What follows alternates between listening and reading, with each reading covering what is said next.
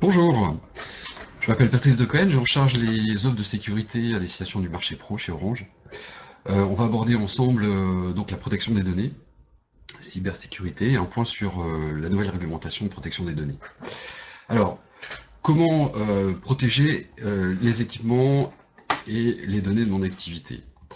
Euh, D'abord, de quoi on parle? La cybersécurité, c'est un ensemble d'outils, enfin de matériel, de composants matériels, logiciels comme des antivirus, des outils, mais aussi des politiques de sécurité qui vont être mises en place par le chef d'entreprise ou par le responsable informatique à destination des salariés, y compris donc des mécanismes de sécurité, des méthodes de gestion des risques, une cartographie des risques, des actions, notamment de formation à destination et de sensibilisation des salariés, des process qui vont être décrits, notamment pour restreindre l'accès aux données sensibles, des bonnes pratiques comme le changement de mot de passe par exemple.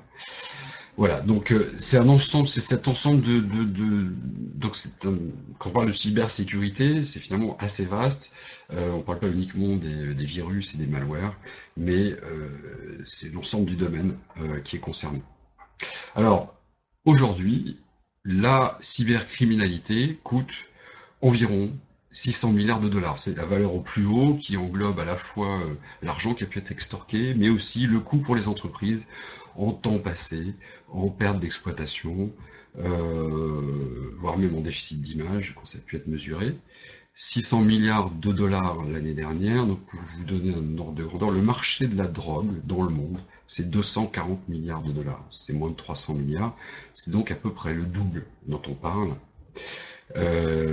C'est devenu le deuxième risque en entreprise, bien devant les catastrophes naturelles, les incendies et autres. C'est le deuxième après les pertes d'exploitation. Et les pertes d'exploitation maintenant sont de plus en plus dues suite à des cyberattaques. 80% des entreprises françaises ont été victimes de fraude ou de tentatives de fraude. Donc il est grand temps de prendre en considération la menace et de façon préventive, c'est évidemment c'est beaucoup mieux qu'après coup. Les menaces. Donc d'abord, la cybersécurité, c'est un business structuré. Il y a des groupes d'intervenants qui sont spécialisés, donc des codeurs, des développeurs, des personnes qui gèrent un botnet, qui gèrent donc un réseau de PC déjà infesté, en tout cas pilotable à distance par un hacker. D'autres vont vendre des fichiers de cartes bleues volées, par exemple, etc. Et donc tout ce petit monde va communiquer, négocier entre eux pour organiser une nouvelle attaque ciblée ou massive à destination des pros ou des particuliers. Les clés d'entrée, ça peut être une application malveillante, une application de mobile, qui, de plus en plus, les applis mobiles sont infestées par du code malveillant. Des failles d'operating system, ça c'est un grand classique qui est exploité depuis longtemps maintenant. Des attaques réseau, intrusions et autres. Des attaques de terminaux via un accès Wi-Fi frauduleux, via le Bluetooth, entre autres. Ça peut être une clé USB aussi. Et donc, qui se concrétise via, ça peut être donc du phishing. Le phishing, vous avez probablement été victime ou vu un exemplaire de mail, du faux mail, le grand classique, c'est le mail qui émane de votre banque, qui imite votre banque, pour vous extorquer par exemple votre compte bancaire, enfin les coordonnées de votre compte bancaire, enfin plutôt le login et le mot de passe pour y accéder.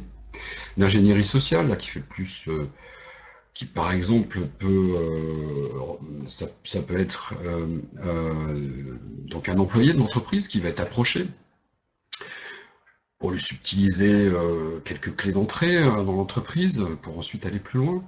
Le déni de service, c'est une attaque massive de votre site web qui va faire qu'il va s'écrouler parce qu'il n'est pas prévu pour recevoir des milliers de requêtes par seconde.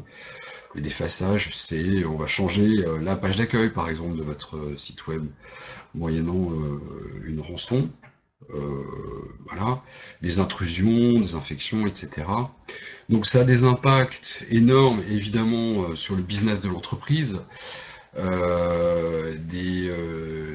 voilà, et donc ça se concrétise également par enfin j'en ai déjà parlé, par le vol de données, l'usurpation d'identité étant quelque chose d'extrêmement dommageable euh, pour, euh, pour l'entreprise, voire pour le particulier, puisque là, j'ai ce matin entendu une histoire, donc un fournisseur qui s'est fait, donc là c'est une attaque ciblée vers une entreprise. Le point de départ, c'est sans doute l'infection du logiciel de gestion du fournisseur. Le hacker a récupéré un historique des relations par mail, les factures, etc. Toute la relation entre cette entreprise et ce fournisseur se fait passer par le fournisseur. Donc, c'est de façon totalement invisible, hein, puisqu'il utilise la boîte mail de l'émetteur et parvient donc à se faire virer un montant de 13 000 euros au final sur un compte bancaire. Tout ça très bien amené, mail après mail, sur plusieurs jours, etc. Et voilà, une relance de paiement d'une facture qui a fonctionné. Quel risque protéger Que protéger, pardon. La propriété intellectuelle, bien évidemment, mais aussi les fichiers clients, enfin, tous les actifs qui ont de la valeur de l'entreprise, bien évidemment. Euh, les données personnelles, avec donc depuis le 25 mai la promulgation de la réglementation de la protection des données, la RGPD, les données économiques et financières, plan stratégique aussi, etc. Et bien sûr la réputation de l'entreprise. Alors, un focus sur la RGPD. La RGPD, qu'est-ce que c'est? Eh bien, la RGPD a été promulguée en vue d'harmoniser le droit dans les 28 pays de la communauté européenne. On avait, nous, la loi informatique et liberté, il y en avait d'autres dans d'autres pays. Les données circulent, bien évidemment, depuis longtemps d'un pays à un autre, d'un continent à un autre. Il était temps d'harmoniser le droit en Europe. La loi a été transposée donc, en France le 25 mai. Et donc elle permet le renforcement du droit des citoyens, notamment pour ce qui est de l'information qui est due par l'entreprise qui collecte ces données personnelles, pour dire dans quel objectif sont collectées ces données, combien de temps elles sont archivées, la possibilité de les modifier, les effacer, les transférer même à un autre éditeur, une responsabilisation aussi des acteurs de la donnée, donc les entreprises, mais aussi les intermédiaires, donc les prestataires notamment, sont concernés. Et renforcement du contrôle avec notamment une nouvelle notion où ce n'est plus à la CNIL de fournir la preuve d'un dysfonctionnement dans l'entreprise de ce point de vue-là, mais c'est bien à l'entreprise d'être toujours en mesure de fournir à la CNIL la preuve qu'elle a mené un certain nombre d'actions pour se prémunir, euh, pour se prémunir contre des attaques, bien sûr, mais aussi pour protéger donc plus largement, même vis-à-vis de ses collaborateurs en interne, les données personnelles. Voilà, les données à caractère personnel. Alors, juste une donnée à caractère personnel, c'est pas forcément un nom et un prénom, c'est un ensemble de données qui permettent d'identifier formellement une personne physique. Donc ça peut être une plaque d'immatriculation, une adresse et un numéro de facture. Enfin bon, peut-être pas le meilleur exemple, mais voilà, donc des données composites qui permettent d'identifier formellement une personne. Eh bien, ces données, elles vont subir un traitement la plupart du temps, et donc il y a des obligations pour le responsable du traitement, qui peut être l'entreprise ou un prestataire. Alors, pour finir, en essayant le plus concret possible du point de vue de la RGPD, ma to-do list. Donc, je dois, pour être conforme, déjà faire une espèce d'audit inventorié dans l'entreprise. Où sont les données personnelles? Quelles sont-elles? Qui les manipule en interne? Vers qui, avec qui je les échange? un partenaire, un prestataire peut aussi me les retourner enrichis. Donc je peux avoir des cycles comme ça d'enrichissement, de transformation. Tout ça doit être cartographié. Et ensuite, c'est déjà beaucoup de faire l'inventaire parce que ça peut être par exemple donc un fichier client, ça peut être les fiches de paye de mes employés, par exemple. Ça peut être des coordonnées de prospects qui ont laissé leurs coordonnées sur une fiche contact sur un site web, par exemple. Voilà. Et donc il faut que j'inventorie tout ça. Et ensuite, euh, comment je les collecte, comment je les stocke, comment je les transfère, et comment je les détruis aussi. Parce qu'il y a une obligation, vous ne pouvez pas conserver comme ça ad vitam aeternam des données personnelles. Hein, il faut prévoir une durée de conservation. Gestion des accès à ces données. Donc qui accède à quoi? C'est pas la peine que tout le monde dans l'entreprise accède à tout. Hein, il faut limiter le risque d'accès à ces données. Alors, on parle de données sensibles. J'avais cité données sensibles dans le slide. Les données personnelles, donc, c'est des données qui permettent d'identifier une personne. Les données sensibles, c'est encore un cran au-dessus. C'est par exemple des données personnelles enrichies de la religion ou de l'appartenance syndicale. Donc ça, c'est très, enfin, comment dire, précis. Si vous voulez avoir tout le détail des données sensibles, allez sur le site de la CNIL. Voilà, mais il y a une différence. Donc, il faut obtenir le consentement de la collecte, évidemment. Donc, ça veut dire que pour obtenir le consentement sur un formulaire de prise de coordonnées, vous devez mentionner maintenant, voilà, ces données-là, je vous demande vos coordonnées, eh bien, c'est dans tel but, c'est pour vous recontacter, c'est pour, voilà, tel objectif, et elles seront conservées tant de temps, et vous pouvez bien évidemment vous adresser à, voilà, telle adresse mail pour demander un extract, modifier, supprimer ces données. Voilà, il faudra donner cette information, par exemple, sur un formulaire de collecte de coordonnées. Il faudra aussi, en interne, ça c'est pas pour vos prospects, mais en interne, donc lister les mesures de protection de ces données, donc cartographier, limiter l'accès, chiffrer les échanges de données, lister les mesures de protection, ça peut être un antivirus aussi, par exemple, ça en fait partie, mais aussi le chiffrement, et être prêt à présenter ces éléments à la CNIL. Et au moindre problème, il faut notifier la CNIL rapidement, je crois que c'est dans les 72 heures ou les 48 heures. Un exemple, Uber, l'année dernière, s'est fait voler 57 millions de données, de coordonnées personnelles, donc des chauffeurs, mais surtout des clients. Il y avait quelques millions en Europe. Il a mis 7 mois à communiquer sur le sujet. Si c'était le cas après, là maintenant, il s'exposerait à une amende de 4% de son chiffre d'affaires mondial, parce que ça concerne les citoyens européens. Donc structurer ma cybersécurité, c'est pas donc lister aussi les appareils qui sont connectés, les équiper d'antivirus, de pare-feu, d'anti-spam, etc. Une suite de sécurité fait très bien l'affaire. Paramétrer les verrouillages, c'est-à-dire le fait, donc la politique de sécurité aussi. Hein.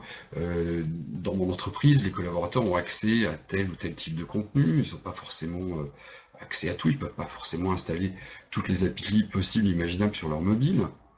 La géolocalisation en cas de perte ou de vol, qui est souvent fournie au sein des antivirus mobiles. Organiser ma sauvegarde de données, dans le cloud de préférence, puisque le disque dur, c'est sympathique, mais ça peut être volé. S'il y a un incendie dans mes locaux, bah, tout disparaît. C'est l'intérêt de sauvegarder dans le cloud. Élaborer et respecter une routine de sauvegarde systématique. Ça, maintenant, une fois que vous avez paramétré votre sauvegarde dans le cloud sur les dossiers sensibles,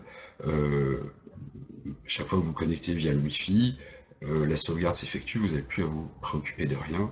Donc c'est vraiment quelque chose à réaliser rapidement pour protéger vos données, surtout les données personnelles, bien sûr. Et la sensibilisation des autres utilisateurs de vos appareils et la sensibilisation de votre personnel en interne, parce que c'est vraiment important. Il y a ce matin, il y a une nouvelle qui est tombée donc chez Tesla, un collaborateur qui a refusé une promotion donc a modifié l'operating system d'une usine de Tesla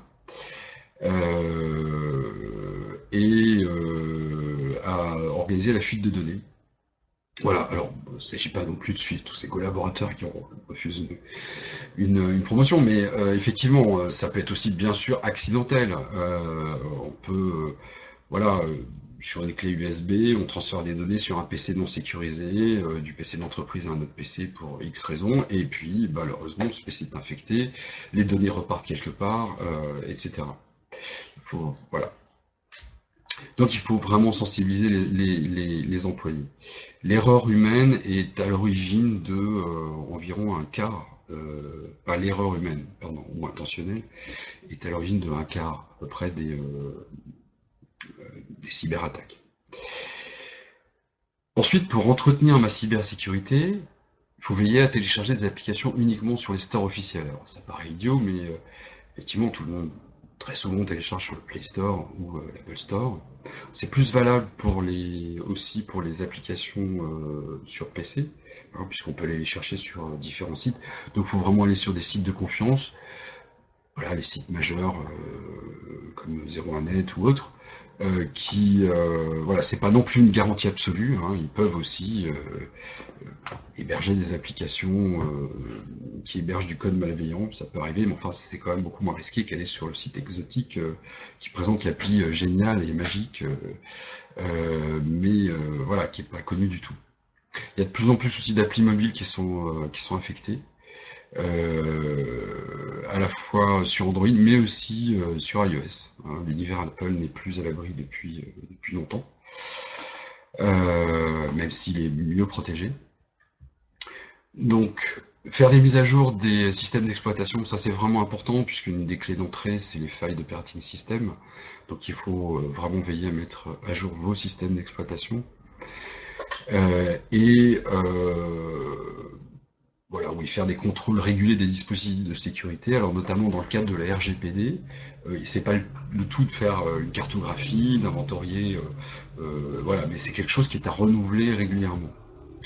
Si vous êtes dans une situation où vous manipulez des quantités importantes de données personnelles, voire même des données sensibles, que vous avez aussi des obligations vis-à-vis de vos clients en termes de confidentialité, de sécurité des données, je pense à un cabinet d'avocats par exemple, ou dans le domaine médical ou autre, vous pouvez faire appel à, dans le cadre de la RGPD, il faut qu'il y ait un pilote dans l'avion. Donc ce pilote, souvent, il est interne, mais vous pouvez aussi aller chercher un pilote externe, donc un délégué à la protection des données. Ces personnes doivent être formées, elles se forment à ce métier, à ce nouveau métier, et donc vont, pour vous, effectuer cette cartographie, cet inventaire, faire produire des recommandations pour ce qui est de l'accès aux données, etc. Et donc vous garantir une mise en règle totale vis-à-vis de la CNIL en cas de contrôle. Vous tapez délégué à la protection des données, vous trouvez déjà les coordonnées de prestataires en ligne. Voilà, changer régulièrement les mots de passe, bon, ça vous le savez sans doute, mais beaucoup de gens oublient, hein, ils utilisent le même mot de passe. Il y a maintenant des applis qui permettent de stocker vos différents mots de passe, elles-mêmes protégées par un seul mot de passe. Ça peut être utile. Supprimer les historiques de recherche, ça bien évidemment, ou bien quand vous prêtez votre mobile, le prêter en navigation privée. Et puis des réflexes à cultiver. Donc privilégier une connexion Wi-Fi sécurisée, ne pas se connecter dans les aéroports sur la première connexion disponible, s'assurer que c'est bien le Wi-Fi de l'aéroport. Le Bluetooth qui est effectivement une voie d'entrée privilégiée, donc ça consomme en plus de la batterie, donc coupez-le. Les mails, bien évidemment, maintenant les gens ont appris à reconnaître des sources un peu curieuses, mais bon, veillez toujours, avant d'ouvrir une pièce jointe dans un mail, à bien vérifier l'expéditeur, ou tirer au point près, parce qu'ils sont de plus en plus malins. Et puis signaler. Signalez parce que dès que vous signalez, comment dire, c'est pris en compte assez rapidement, même très rapidement. Donc voilà, pensez aux autres et pensez à signaler un mail frauduleux ou un SMS suspicieux. Voilà. Donc je crois que voilà, 20 minutes et 10 secondes, c'est parfait. Donc je laisse place maintenant aux questions via le chat et je vais tenter d'y répondre.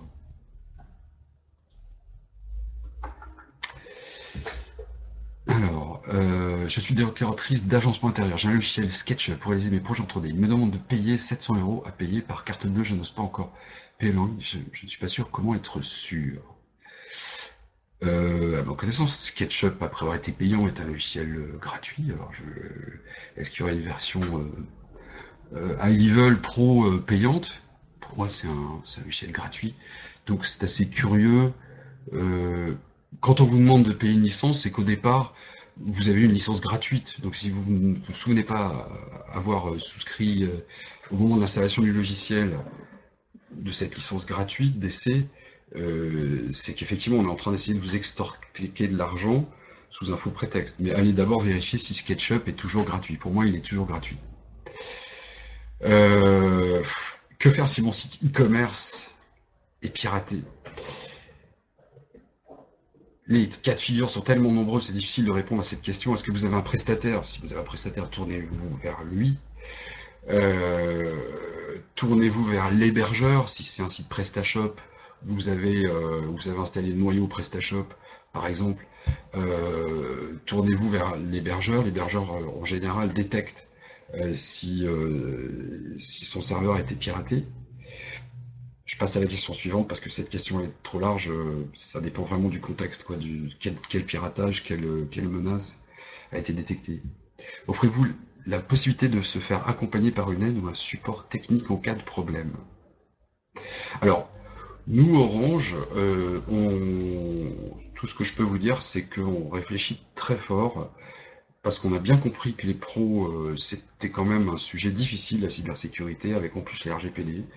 Et donc on développe des compétences et on proposera, j'espère, une offre, pas tout de suite, parce que ça demande du temps avant de fournir une offre sérieuse, mais d'accompagnement effectivement et d'aide, voire même de cyberassurance, puisqu'il y a des offres qui commencent à poindre de la part des assureurs pour couvrir la perte d'exploitation, par exemple, en cas de cyberattaque.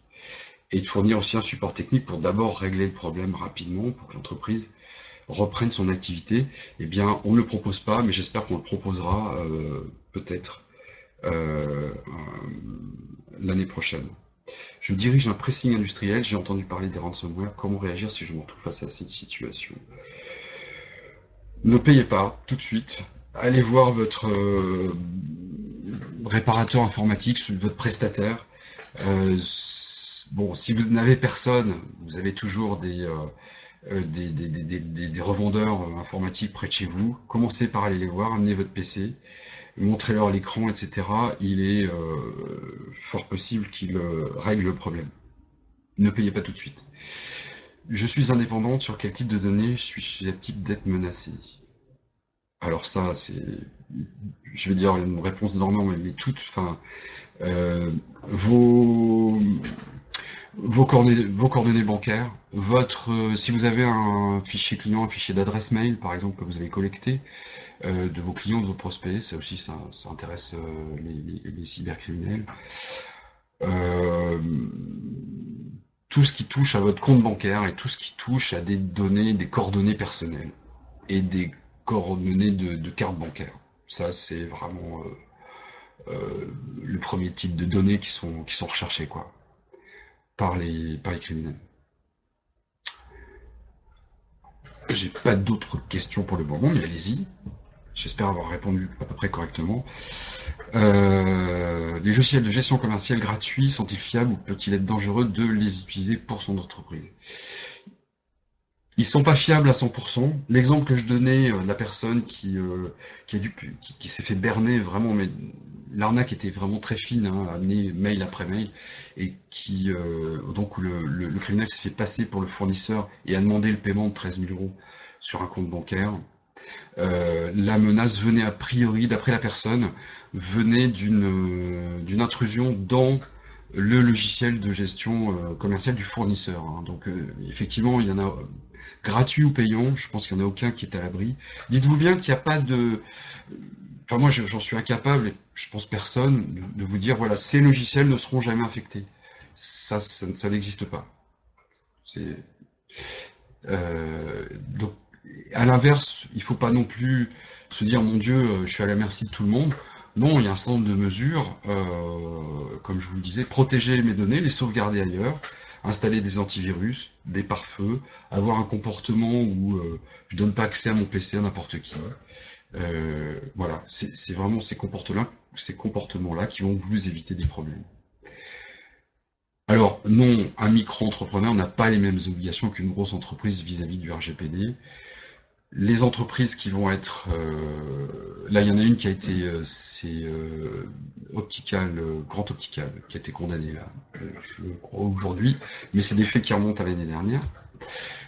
Une amende de 50 000 euros, c'est quand même une grosse PME. Aujourd'hui, ceux qui seraient dans le collimateur, ça veut plutôt être des grosses entreprises, des grands comptes. Ça va être la banque assurance, les opérateurs télécoms comme nous, qui manipulons des millions de coordonnées personnelles. Donc nous, on a fourni de très gros efforts pour être à temps, comment dire, conforme à l'RGPD. Il est clair que la CNIL n'a pas embauché des milliers de contrôleurs aujourd'hui pour contrôler des milliers de micro-entrepreneurs ou de pros, mais va plutôt s'attarder sur les grands comptes dans un premier temps.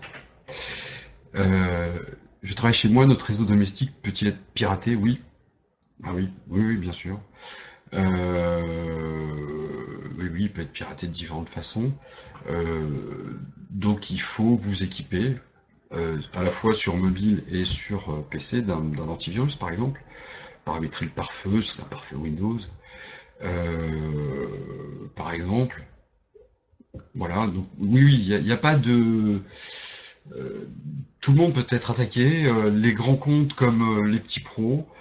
Aujourd'hui, même les menaces concernent même de plus en plus les petites entreprises.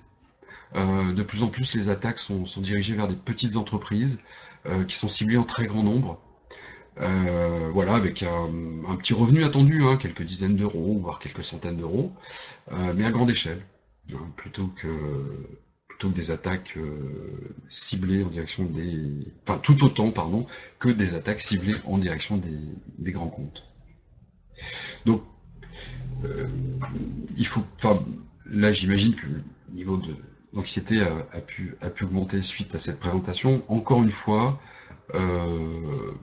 celles qui vraiment vont être attaquées et vont subir des dommages, c'est vraiment les entreprises qui traitent ça par-dessus la jambe et qui font pas grand-chose, qui pensent avoir installé un antivirus mais qui n'en ont pas installé finalement, qui pensent avoir paramétré par feu vaguement, confié à un stagiaire, mais bon, il y a 3 ans et puis qui n'y ont jamais remis le nez.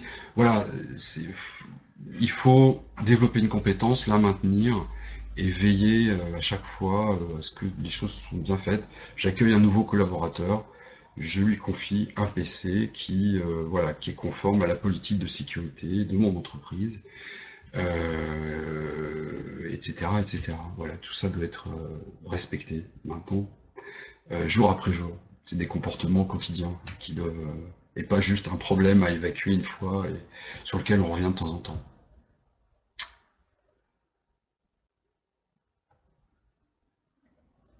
Allez-y, hein, si vous avez encore des questions, il reste 1 minute.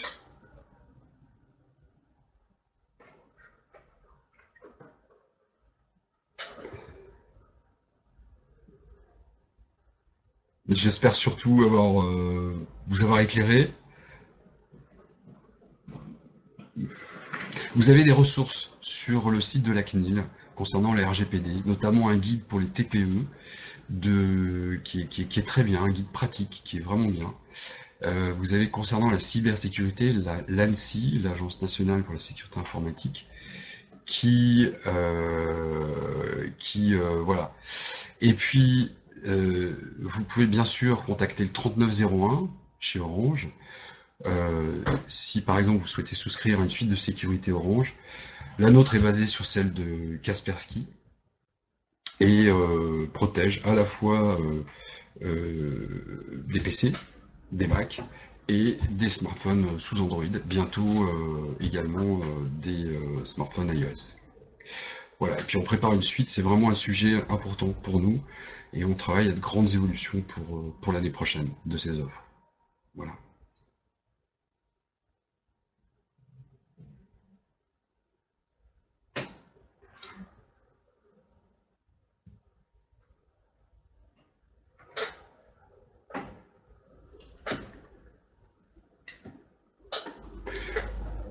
Donc nous allons arrêter là, j'ai pas d'autres questions.